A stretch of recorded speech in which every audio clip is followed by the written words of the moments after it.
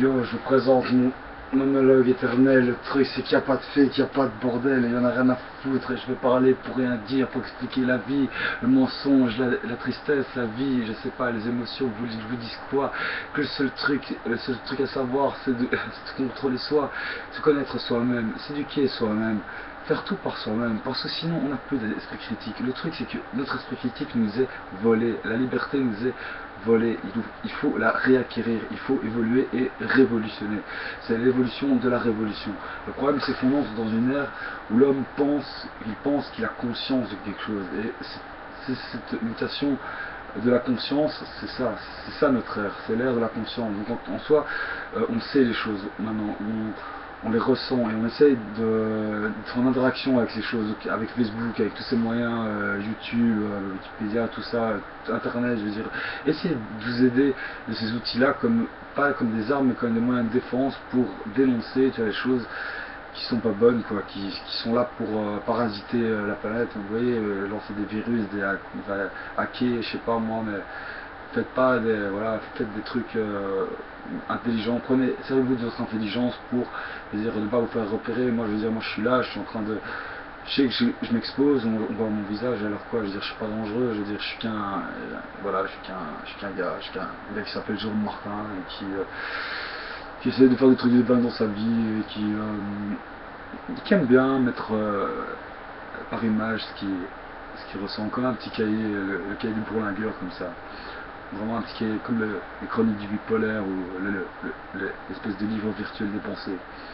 Ça me plaît, je crois que je vais poster des vidéos comme ça souvent, je veux dire, à parler de ma spiritualité, je veux dire, épanouie, très très épanouie, et de mon égocentrisme achronique et cyclique, borderline, et bipolarité de type 50 x 100, parce que putain, le truc c'est que quand tu contrôles tes émotions, en fait tu atteins un niveau de conscience énorme. Tu vois, c'est comme si le troisième œil était en train de se formatiser au milieu de mon visage, que je pouvais pas l'empêcher de tourner. Voilà, c'est un peu là, c'est un peu le côté folie qui remonte. Je veux dire, je sens que les vibrations autour de moi sont mauvaises. Il y a des ondes négatives. Je vais vers le bas, on dirait un peu le mec dans Star Wars, le pouvoir de la force, tu vois. Mais là, tu vois, je faisais normal, tu vois, parce que le truc, c'est qu'il faut se calmer. Il faut tout le temps se calmer. C'est la base, la base de la méditation et de la relaxation. La base du non-stress, la base de l'immortalité physique et morale, pas morale, mentale, ce que vous voulez, psychique. Pour ceux qui ne comprennent pas psychique et pour ceux qui comprennent spirit, je veux dire, en fait, voilà, pour beaucoup d'entre nous, tout ce qui existe, tout ce qui a déjà été créé existe. C'est-à-dire que pour moi, tout ce qui a été créé existe. Je ne suis pas dans un dogme de Dieu, je suis dans un dogme d'énergie. C'est-à-dire que je contemple l'énergie et je vois qu'elle est là. Donc je sais que c'est une force supérieure intelligible, qui a une intelligence propre à elle-même. Donc je sais que je ne dois pas défier l'intelligence plus forte que moi. C'est normal. Maintenant, je sais me défendre, je sais me battre. J'ai fait du rugby pendant 17 ans, de la gym, free run, parcours, voilà.